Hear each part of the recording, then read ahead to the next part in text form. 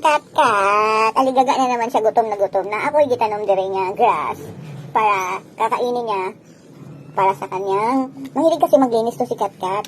Kaya itong grass na to, pag kumain siya nito, ayan, ang kulit, oh. Gutom na yan. Pag kumain siya niyan, so ito na yon yung ginagawa ko, ayan.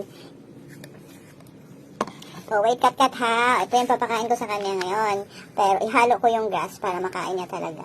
Pero, hindi lahat papakain ko. Kaya, wait. And, sesame, kat-kat. Open na, kat-kat. Kulit. Ang kulit. Ayun na, open na, kat. Open. Wait! Mag-wait si kat-kat. Mag-wait.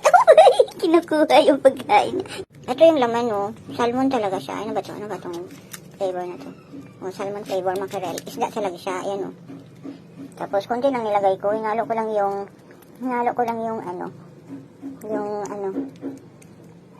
para makain din niya. Yung dry food kasi niya, nandun naman kasi naka-ready lagi. Nandun sa lagayan. Pagka nagutom din siya, gusto siyang kumain dun.